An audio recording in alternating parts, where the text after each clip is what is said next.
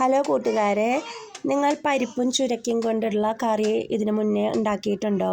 ഇല്ല വെച്ചാൽ ഈ വീഡിയോ ഒന്ന് കണ്ടു നോക്കട്ടോ. വളരെ ടേസ്റ്റുള്ള ഒരു കറിയാണ് ഈ പരിപ്പും ചുരക്കയും കൂടിയിട്ടുള്ളത്. നമ്മൾ ഇടയ്ക്കിടയ്ക്ക് നോൺ വെജ് ഐറ്റംസൊക്കെ കഴിക്കാറുള്ളതാണ്. പക്ഷേ അതിൻ്റെ ഇടയിൽ നമുക്ക് ഇതുപോലെയുള്ള വെജിറ്റബിൾ ഐറ്റംസ് കൊണ്ടുള്ള കറികൾ തയ്യാറാക്കുമ്പോൾ അതിനൊരു പ്രത്യേക ടേസ്റ്റ് തന്നെയാണ്. അപ്പം ഞാൻ ഈ ചുരക്ക ഹാഫാണ് എടുത്തിരിക്കുന്നത്. അതുപോലെ തന്നെ ഏകദേശം ഒരു കപ്പോളം പരിപ്പും ഞാൻ എടുത്തിട്ടുണ്ട്. ഓറഞ്ച് കളറിലുള്ള പരിപ്പാണ് ഞാനിവിടെ യൂസ് ചെയ്തിരിക്കുന്നത് കേട്ടോ. അതെന്ന് പറഞ്ഞു കഴിഞ്ഞാൽ വളരെ പെട്ടെന്ന് തന്നെ വെന്ത് കിട്ടുന്ന പരിപ്പാണ്. അതുപോലെ നല്ല ടേസ്റ്റിയാണ് കേട്ടോ കഴിക്കാനായിട്ട്. അപ്പം ഞാൻ ആ ചുരക്കെല്ലാം കഴുകി നന്നായി വൃത്തിയാക്കി ചെറിയ പീസുകളായിട്ട് കട്ട് ചെയ്തെടുത്തിട്ടുണ്ട്. അപ്പോൾ പരിപ്പ് പെട്ടെന്ന് വേവുന്നത് കൊണ്ട് തന്നെ രണ്ടും കൂടി ഞാൻ ഒരുമിച്ചാണ് ഇട്ടിരിക്കുന്നത്. അത് രണ്ടും ഇട്ട് ഏകദേശം ഒരു കപ്പോളം വെള്ളം ഒഴിച്ച് കൊടുത്തു. ഉപ്പും ഞാൻ ചേർത്ത് കൊടുത്തിട്ടുണ്ട്. അതുപോലെ തന്നെ ഒരു 1/2 ടീസ്പൂണോളം മഞ്ഞൾപ്പൊടി ഞാനിതിലോട്ട് ആഡ് ചെയ്ത് കൊടുത്തിട്ടുണ്ട്. 1 ടീസ്പൂണോളം നമ്മുടെ കൊറിയാണ്ടർ പൗഡർ ആഡ് ചെയ്ത് കൊടുത്തിട്ടുണ്ട്. അതുപോലെ തന്നെ 1 ടീസ്പൂണോളം ചുവന്ന മുളക് പൊടി ഞാൻ ഇതിലോട്ട് ചേർത്ത് കൊടുത്തിട്ടുണ്ട്. അതിന് ശേഷം ഞാനതെല്ലാം കൂടി നന്നായി ഒന്ന് മിക്സ് ചെയ്തെടുത്തു. എന്നിട്ട് അടച്ചു വെച്ചിട്ട് ഞാൻ വേവിക്കാൻ വെക്കുകയാണ്. ഇതിനധികം വേവൊന്നുമില്ല കേട്ടോ, പെട്ടെന്ന് തന്നെ വെന്ത് കിട്ടും.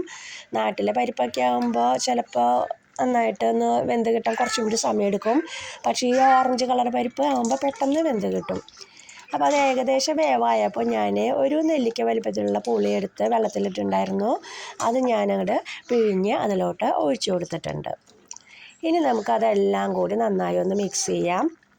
ഈ കറി തന്നെ നമുക്ക് പരിപ്പും മാങ്ങയൊക്കെ വെച്ചിട്ട് ചെയ്യാം. അപ്പോൾ ഇതിൽ നമുക്ക് പുളിയുടെ കാര്യം ഇല്ലാത്തത് കൊണ്ടാണ് നമ്മളിവിടെ പുളി ചേർത്തിരിക്കുന്നത്. മാങ്ങയാകുമ്പോൾ നമുക്ക് ഈ പുളിയുടെ സ്റ്റെപ്പ് അവോയ്ഡ് ചെയ്യാം. ജസ്റ്റ് പരിപ്പും മാങ്ങയും മാത്രം മതി. അതിന് ശേഷം ഞാനിതിലോട്ട് പാൽ ചേർത്ത് കൊടുത്തിട്ടുണ്ട്.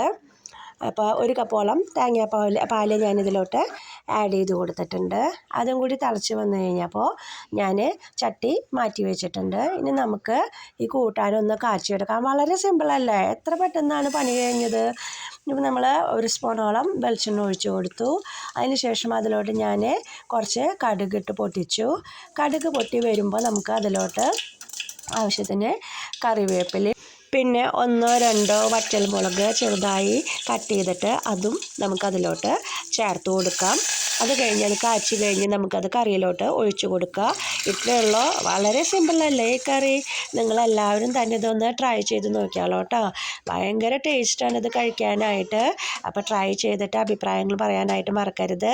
അപ്പോൾ നമുക്ക് അടുത്ത അടിപൊളിയായിട്ടുള്ള മറ്റൊരു വീഡിയോ ആയിട്ട് വീണ്ടും വരാം. അതുവരേക്കും നന്ദി, നമസ്കാരം.